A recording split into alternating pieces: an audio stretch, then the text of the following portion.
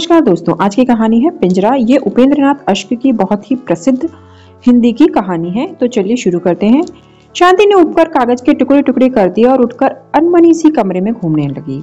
उसका मन स्वस्थ नहीं था। लिखते लिखते उसका ध्यान बट जाता था। केवल 4 पंक्तियां वह लिखना चाहती थी, पर वह जो कुछ लिखना चाहती थी उसे लिखा न चाहता था। भावावेश में वह कुछ का कुछ लिख जाती थी। 6 पत्र वह पढ़ चुकी थी, यह 7वां था। घूमते घूमते वह चुपचाप खिड़की में जा खड़ी हुई। संध्या का सूरज दूर पश्चिम में डूब रहा था। माली ने क्यारियों में पानी छोड़ दिया था और दिन भर के मुरझाए फूल जैसे जीवन दान पाकर खिल उठे थे। हल्की हल्की ठंडी हवा चलने लगी थी।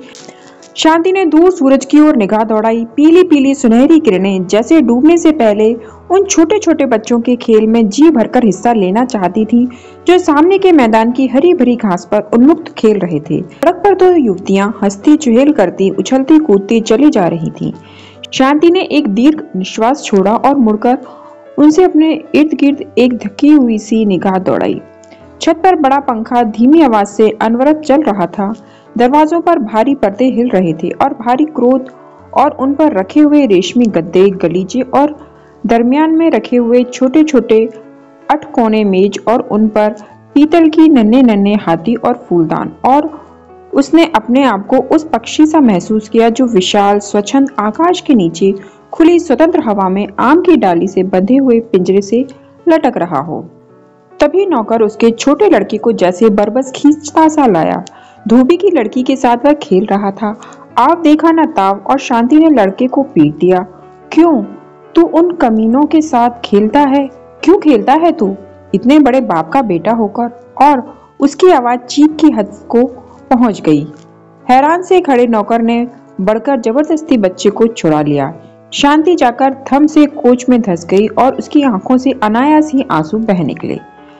तब वहीं बैठे बैठे उसकी आंखों के सामने अतीत के कई चित्र फिर गए। उसके पति तब लॉन्ड्री का काम करते थे, बाइबल सोसाइटी के सामने, जहां आज एक ददान साज बड़े धड़ल्ले से लोगों के दांत उखाड़ने में निमग्न रहते हैं। उनकी लॉन्ड्री थी, आय अच्छी थी, पर खर्च भी कम न था। 35 रुपया तो दुकान का किराया ही देना पड़ता था, और फिर कपड़े धोने और इस्त्री करने के लिए जो तबेला ले रखा था उसका किराया अलग था। इसके अतिरिक्त धोबियों को वेतन, कोयले, मसाला और 100 रुपए पचड़े। इस सब खर्च की व्यवस्था के बाद जो थोड़ा बहुत बचता था उससे बड़ी कठिनाई के साथ घर का खर्चा चलता था। और घर उन्होंने दुकान के पीछे ही महिलाल स्ट्रीट में ले रखा था। महिलाल स्ट्रीट जैसे अब है वैसे ही तब भी थी। मकानों का रूप यद्यपि इन 10 वर्षों में कुछ बदल गया है, किंतु मकान में कुछ अधिक अंतर नहीं आया। अब भी इस इलाके में कमीन बसते हैं और तब भी बसते थे। सील भरी अंधेरी कोठरियां चमारों, धीवरों और शुद्ध हिंदुओं का निवास स्थान थी। एक ही कोठरी में रसोई, बैठक, शयन गृह, और वह भी ऐसा जिसमें सास ससुर, बेटा बहू, लड़कियां लड़के सब एक साथ सोते हों। जिस मकान में शांति रहती थी उसके नीचे टेढ़ी चमार अपने 8 लड़के लड़कियों के साथ रहता था। दूसरी चौड़ी गली में मारवाड़ी की दुकान थी और जिधर दरवाजा था उधर भंगी रहते थे। उनके दरवाजे से जरा ही परे भंगियों ने तंदूर लगा रखा था, जिसका धुआं सुबह शाम उनकी रसोई में आ जाया करता था, जिससे शांति को प्राय रसोई की खिड़की बंद रखनी पड़ती थी। दिन रात यहाँ चारपाइयां बिछी रहती थी और कपड़ा बचाकर निकालना प्राय असंभव होता था। गर्मियों के दिन थे और म्यूनिसिपैलिटी का नल काफी दूर अनारकली के पास था, इसलिए गरीब लोगों की सहूलियत के ख्याल से शांति ने अपने पति की सिफारिश पर नीचे डेवड़ी के नल से उन्हें पानी लेने की इजाजत दे दी। किंतु जब उन्हें उस मकान में आए कुछ दिन बीते तो शांति को मालूम हो गया कि यह उदारता बड़ी महंगी पड़ेगी। एक दिन जब उसके पति नहाने के बाद साबुन की डिबिया नीचे ही भूल आए और शांति उसे उठाने गई तो उसने उसे नदारद पाया। फिर कुछ दिन बाद तौलिया गायब हो गया और इसी तरह दूसरे तीसरे कोई न कोई चीज गुम होने लगी। हार कर एक दिन शांति ने अपने पति के पीछे पड़कर नल की टोंटी पर लकड़ी का छोटा सा बक्सा लगवा दिया और चाबी उसकी अपने पास रख ली। दूसरे दिन जब एक ही धोती से शरीर ढांपे वह पसीने से निचुड़ती हुई चूल्हे के आगे बैठी रोटी की व्यवस्था कर रही थी तो उसने अपने सामने एक काली सी लड़की को खड़े पाया। लड़की उसकी समवयस्क ही थी। रंग उसका बेहद काला था और शरीर पर उसने अत्यंत मैली कुचैली धोती और बंडी पहन रखी थी। वह अपने गहरे काले बालों में सरसों ही का तेल डालती होगी, क्योंकि उसके मस्तक पर बालों के नीचे पसीने के कारण तेल में मिली हुई मैल की एक रेखा बन रही थी। चौड़ा सा मुंह और चपटी सी नाक। शांति के हृदय में क्रोध और घृणा का तूफान उमड़ आया। आज तक घर में जमादारिन के अतिरिक्त नीचे रहने वाली किसी कमीन लड़की को ऊपर आने का साहस न हुआ था और न स्वयं ही उसने किसी से बातचीत करने की कोशिश की थी। लड़की मुस्कुरा रही थी और उसकी आंखों में विचित्र सी चमक थी। क्या बात है? जैसे आंखों ही आंखों में शांति ने क्रोध से पूछा। तनिक मुस्कुराते हुए लड़की ने प्रार्थना की कि बीबी जी, पानी लेना है। हमारा नल भंगी चमारों के लिए नहीं। हम भंगी हैं न चमार। फिर कौन हो? मैं बीबी जी, सामने के मंदिर के पुजारी की लड़की। लेकिन शांति ने आगे न सुना था। उसे लड़की से बातें करते करते घिन आती थी। धोती के छोर से चाबी खोलकर उसने फेंक दी। इस काले कलूटे शरीर में दिल काला न था और शीघ्र ही शांति को इस बात का पता चल गया।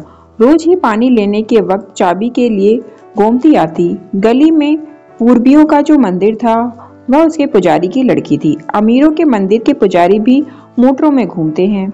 यह मंदिर था गरीब पूर्वियों का, जिनमें प्रायः सब चौकीदार, चपरासी, साइस तथा मजदूर थे। पुजारी का कुटुंब भी खुली गली के एक और भंगियों की चारपाइयों के सामने सोता था और जब रात को कोई तांगा उधर गुजरता तो प्रायः किसी न किसी की चारपाई उसके साथ घसीटती हुई चली जाती।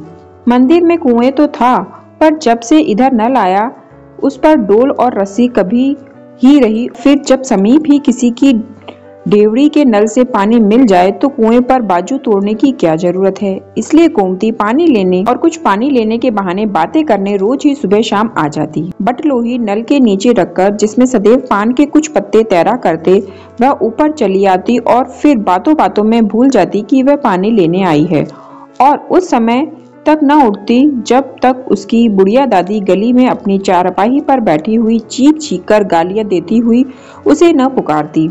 इसका यह मतलब नहीं कि इस बीच में शांति और गोमती में मित्रता हो गई थी।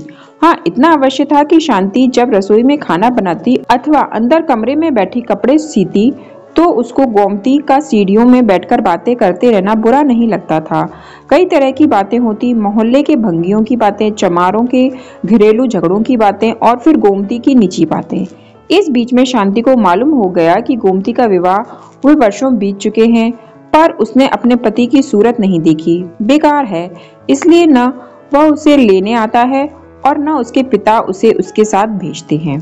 कई बार छेड़ने की गर्ज से या कई बार मात्र आनंद लेने की गर्ज से ही शांति उससे उसके पति के संबंध में और उसके अपने मनोभावों के संबंध में प्रश्न पूछती। उत्तर देते समय गोमती शर्मा जाती थी, किंतु इतना सब होते हुए भी उसकी जगह वहीं सीढ़ियों में ही बनी रही। फिर किस प्रकार पुजारी की वह काली कलूटी लड़की वहां से उठकर उसके इतने समीप आ गई कि शांति ने एक बार अनायास आलिंगन में उससे कह दिया, आज से तुम मेरी बहन हुई गोमती।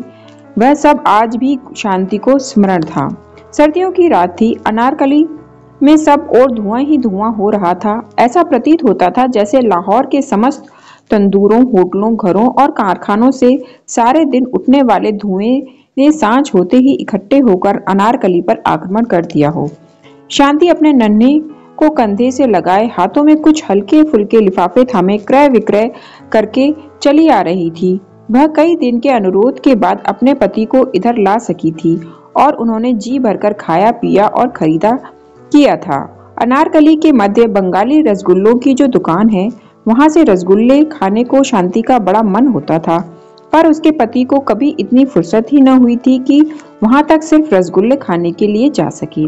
अस्पताल रोड के सिरे पर हलवाई के साथ चाट वाले की जो दुकान है, वहां से चाट खाने को शांति की बड़ी इच्छा थी, पर चाट ऐसी निकम्मी चीज खाने के लिए काम छोड़कर जाने का अवकाश शांति के पति के पास कहाँ। कई दिनों से वह अपने उम्मी के लिए कुछ गर्म कपड़ों के टुकड़े खरीदना चाहती थी। सर्दी बढ़ रही थी और उसके पास एक भी कोट न था और फिर गर्म कपड़ा न सही, वह चाहती थी कि कुछ ऊन ही मोल ले ली जाए ताकि नन्हे का स्वेटर बुन दिया जाए, पर उसके पति हूं हां करके टाल जाते थे। किंतु उस दिन वह निरंतर महीने भर तक अनुरोध करने के बाद उन्हें अपने साथ अनारकली ले जाने में सफल हुई थी, और उस दिन उन्होंने जी भर बंगाल के रसगुल्ले और चाट वाले की चटपटी चाट खाई थी, बल्कि धुलुए के मोहन के पकौड़े और मटरों वाले आलूओं के स्वाद भी चखे थे। फिर उम्मी के लिए कपड़ा भी खरीदा था और ऊन भी मोल ली थी, और 2